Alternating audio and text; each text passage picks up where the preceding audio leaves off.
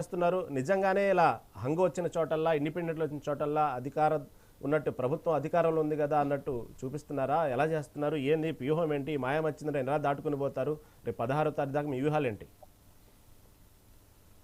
ఇది రాజకీయంగా విమర్శించాలని విమర్శిస్తున్నారండి. గతంలో జరిగిన ఎన్నో అవకతవకలు, ఎన్నో ఇబ్బందులు మేము ప్రత్యక్షంగా చూశాము. ఎందుకంటే వాళ్ళు ఎలక్షన్ల ముందు, ఎలక్షన్ల తర్వాత కూడా ఎన్నో ఇబ్బందులు చేశారు గత ప్రభుత్వంలో. అవన్నీ ప్రతి ఒక్కరికి, ప్రజలకు తెలుసు, అధికారులకు తెలుసు, అందరికి తెలుసు. కానీ ఇప్పుడు ఆ పరిస్థితి లేదు. ఎందుకంటే ప్రజలు మారిపోయినరు, అధికారులు కూడా మారిపోయినారు. ఎందుకంటే అధికారులకు ఇబ్బంది జరిగింది. ఎట్లా జరిగిందంటే అధికార పార్టీ తొత్తులుగా ఉంటే వాళ్ళకు ఫ్యూచర్ లో, భవిష్యత్తులో పార్టీ శాశ్వతం కాదు, మా డ్యూటీ మేము చేసుకుంటామనే రకంగా ఉన్నారు. పోలీసులైనా కానీ, అధికారులైనా కానీ ఏ పార్టీకి తొత్తులుగా లేరు ఖచ్చితంగా. అది ఇంకో విషయం. ఇప్పుడు వచ్చిన రిజల్ట్ ప్రకారంగా అంతర్గతంగా చర్చించుకొని ముందే డిక్లేర్ చేసుకున్నారు ఎవరు చైర్మన్ కావాలి, ఎవరు వైస్ చైర్మన్ కావాలి అనేది. ఈ వచ్చిన 65 to 70% లో క్లియర్ పిక్చర్ ఉంది. ఎందుకంటే ముందే వాళ్ళు అనుకున్నారు ఏ రకంగా చేసుకోవాలి అనేది. చైర్మన్లు, వైస్ చైర్మన్లు అని ఫిక్స్ అప్ ఉన్నది. లేకున్నా వీళ్ళు క్యాంప్ రాజకీయంలో ఏ పార్టీకి సంబంధించి ఆ పార్టీ ఉన్నారు. బీజేపీ వాళ్ళేమో అయోధ్య పేరు, ఇంకో దగ్గర పేరు, కొంతమంది కాంగ్రెస్ పార్టీకి ఎక్కడ అక్కడ స్థానికంగా ఎక్కడ వాళ్ళు అక్కడ ఉన్నారు.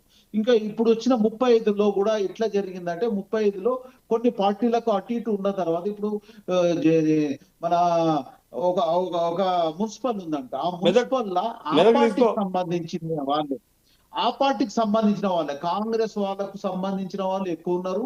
తర్వాత బిఆర్ఎస్ పార్టీకి సంబంధించిన వాళ్ళు కూడా కొంతమంది ఉన్నారు. ఎందుకంటే వాళ్ళకి టికెట్ రాకుంటే వాళ్ళు సొంతగా, ఇప్పుడు జగిత్యాల అనుకోండి, కొన్ని ప్రాంతాల్లో పార్టీకి సంబంధించిన నాయకులే 14 మంది గెలిచిన వాళ్ళు ఉన్నారు. అంటే ఇక్కడ కూడా ఎట్లుందంటే బిఆర్ఎస్ కు సంబంధించి కొన్ని ఉన్నాయి, కాంగ్రెస్ కు 20%, అంటే 35లో 15 నుంచి 20 ఈ కాంగ్రెస్ కు అనుకూలంగా ఉన్నాయి. దాన్ని కూడా వాళ్ళు మాట్లాడడం జరుగుతుంది. దాంట్లో ఇబ్బంది పడాల్సిన అవసరం లేదు. మాయా మచ్చితర లాంటిది కూడా ఏం జరగదు. ఎందుకంటే వాళ్ళు ఫిక్స్ అప్ అన్నారు. ఎందుకంటే అధికార పార్టీకి ఒక ప్లస్ ఉంటది. అరే ఇంకా 3 సంవత్సరాలు అధికారంలో ఉంటాము, వాళ్ళు టికెట్ ఇవ్వకుంటే మేము బయటకు వచ్చి గెలిచినాము, ఖచ్చితంగా అధికార పార్టీకే ఉండాలి. కావాలనుకుంటే మా దాంట్లోకి ఇప్పుడు మాకు అంటే ఇండిపెండెంట్ గా గెలిచిన వాళ్ళు చైర్మన్ అయినా, వైస్ చైర్మన్ అయినా, ఇంకేదైనా మాకు సంతోషం. ఎందుకంటే వాళ్ళు ఆ పార్టీకి సంబంధించిన వాళ్ళే ఇక్కడ ఫిక్స్ అప్ అయి ఉన్నారు. దాంట్లో ఇబ్బంది కూడా లేదు.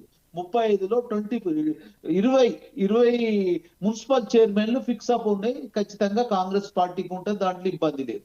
ఎంత వచ్చినా, 60 వచ్చినా, 70 వచ్చినా, 80 వచ్చినా, ఏది వచ్చినా కాంగ్రెస్ పార్టీ మీద బాధ్యత పెరిగింది. ఇదే మేము గెలుపును ఇంకా వేరే రకంగా దాన్ని మేము ఊహించాల్సిన అవసరం లేదు. గెలుపు బాధ్యతగా తీసుకొని భవిష్యత్తులో ఇంకా హార్డ్ వర్క్ చేస్తాము. మనకు ప్రజలకు సంబంధించిన పనుల్లో చేయడానికి ఈ రోజులలో నువ్వు 10 రోజులు నువ్వు కార్యకర్తలతోని, ప్రజలతో నుండి ఒక రోజు ఏదైనా కార్యక్రమం లేకుంటే తప్పు చెప్పే పరిస్థితి ఏర్పడ్డది. గతంలో ఉన్నట్టు కాదు. ప్రజల్లో కూడా చైతన్యం వచ్చింది. ప్రతి దానికి కూడా నువ్వు 10 పనులు చేసి ఒక పని చేయకుండా దాన్ని వేలెత్తి చూపే పరిస్థితి ఉంది. అందుకోసానికి ఖచ్చితంగా ప్రజలకు సంబంధించిన మౌలిక వసతులు కల్పించట్లో ముందుంటేనే ప్రజానాయకుడుగా భవిష్యత్తు ఉంటది. లేకుంటే భవిష్యత్తు అనేది ఉండదు. ప్రజలకు తెలుసు, నాయకులకు కూడా తెలుసు, ప్రతి నాయకునికి కూడా తెలుసు. ఈ రోజు నేను పని చేయకుంటే భవిష్యత్తు నాకు ఉండదు, ఈ రోజు నేను ప్రజలకు సంబంధించిన నేను పని చేయకుంటే నాకు భవిష్యత్తు ఉండదు అనేది క్లియర్ గా తెలుసు. దీంట్లో ఎవరికి ఇబ్బంది పడాల్సిన అవసరం లేదు. పార్టీల ఫిక్స్ అప్ పార్టీలకు ఉన్నది. కాంగ్రెస్ పార్టీకి ఇప్పుడు వచ్చిన 65 నుంచి 70 ఈ సీట్లతో పాటు ఇంకా ఖచ్చితంగా 15 నుంచి 20 సీట్లు వస్తాయి. మీరు చూడండి, ఈ రోజు నేను మాట్లాడింది 16th రోజు చూడండి.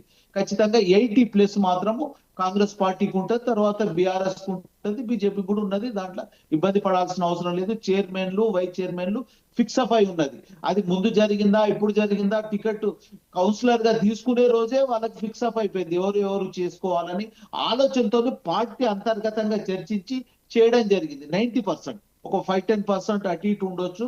నేను చెప్పింది నిజము. ఎందుకంటే చైర్మన్లు ఎవరు ఉండాలి, వైస్ చైర్మన్లు ఎవరు ఉండాలి అనేది ముందే అనుకోని కౌన్సిలర్ గా నిలబడ్డారు.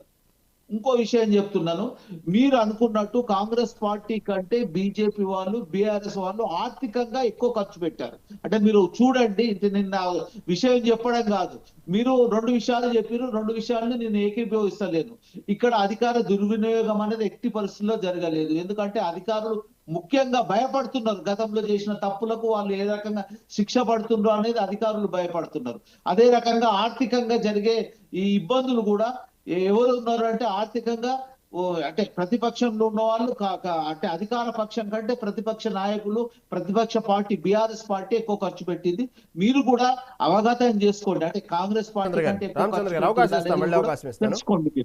ఓకే రామచంద్ర గారు అవకాశం ఇస్తాను. ముందు శ్రీహరి గారు శ్రీహరి గారు ఓకే వార్డుల సంఖ్య కానివ్వండి అనేక విషయాల్లో బీఆర్ఎస్ పార్టీ బాగా ముందంజలో